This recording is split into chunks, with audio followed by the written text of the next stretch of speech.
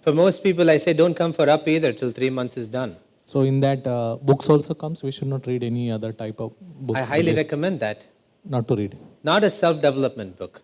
Please read books about business, about technical subjects, philosophy, because a lot of times, first of all, this is just me, I personally work for the model that some books will build your life and some books will damage your life. And I think most people don't have the choice to detect which book is useful, because most people work from the assumption that every knowledge is good. That also comes from the presupposition that every knowledge is accurate if it's in a book. You get the distinction? Because a lot of times when you read a book, you think that what the author said is absolutely correct. We are wired that way. We believe that if it's on a print, it is true. And sometimes books can damage a person as much as they can build a person. I don't think it's about how many books you read, it's about how many quality books you read. And for example, to give you a parallel, in the UP program, first of all, in the UP program, people are all primed up to be suggestible by the EIS. But what also that means is there are some UP batches where I have seen that people are primed up, and on the third or fourth day, there is an astrologer or a tarot card reader, and they go and they say, so can you do my reading? And then they say, I was just exploring. I'm just curious. Just for fun. And I say it's never for fun.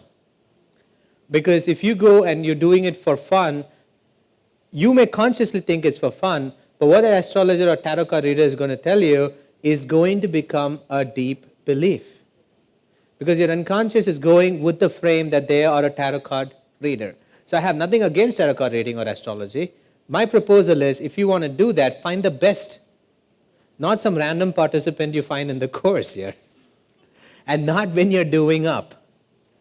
Right? Because already you're made more suggestible for certain type of installations. So I would strongly recommend that sometimes books have the same impact.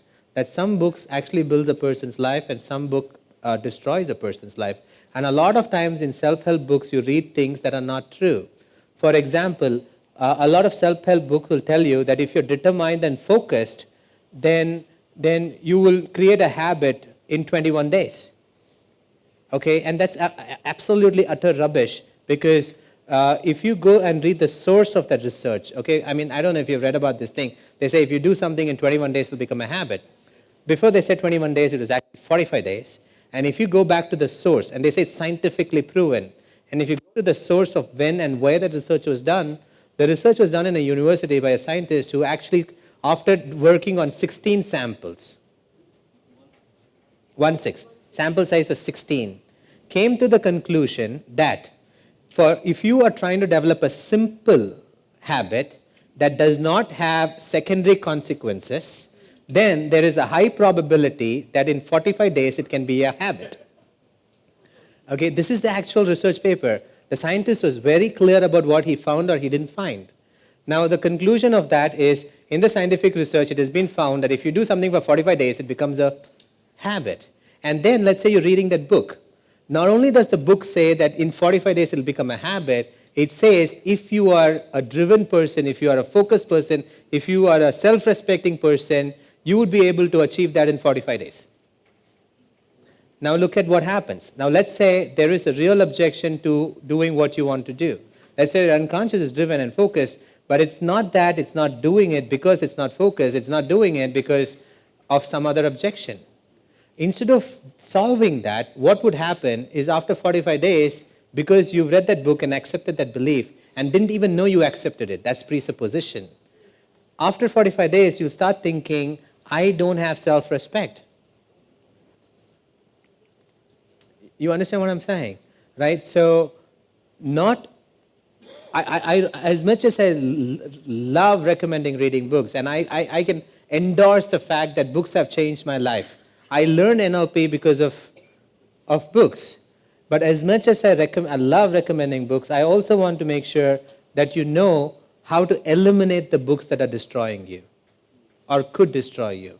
because some of these books can put in nasty filters, nasty presuppositions that you may not know as a belief that is being installed, but it actually starts guiding and shaping your thinking that could affect a person. To give you some more examples, there was a book that I was reading that said that everything is about randomness and there's nothing called intuition.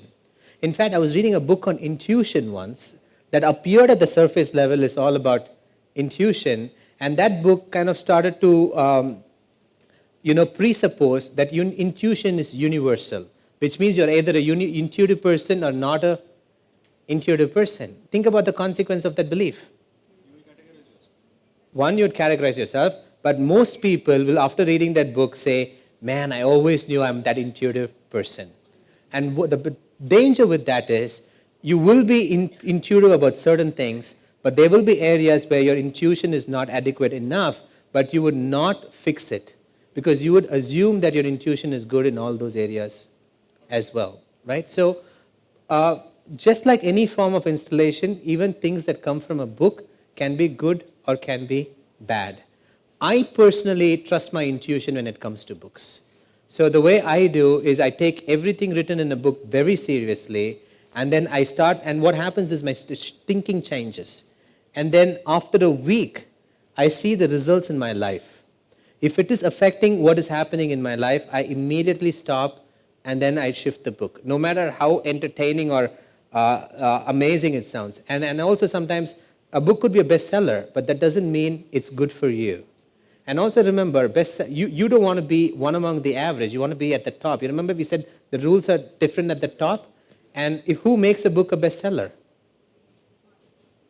The masses, right? Or money. A lot of books are bestsellers not because they sold well, because they are promoted that way. So if you're reading books, my recommendation would be read books based on how your intuition is recommending that for you. So if you read a book, if you start with enthusiasm, and if you feel like not reading it for a while or procrastinating, keep that book aside and try reading another book. I'm only proposing for 2 weeks or 1 month, or the next 3 months actually, attempt to work with the model that if you're not reading a book, it is not a comment on you, but it's a comment on what that book is doing to you. And you might notice that things are so different. Better to not to touch. But I don't know if that is possible, because I think we are living in a world of information. You're going to see that kind of information popping at you. It may come as a book, it might come as in a various form. I would propose, if possible, for the next 3 months, focus on books that builds a skill or a capability instead of self-help, or because the presupposition in self-help book is pathetic. Because if you are going here thinking that you are perfectly shaped and adjustments are done, then why would you go and read another self-help book immediately, right? So I would recommend for the next 3 months, focus on the books that are in a completely different domain. The second recommendation I would have is, for the rest of your life, develop an intuition of what book is actually doing good for you and what book is not doing good for you.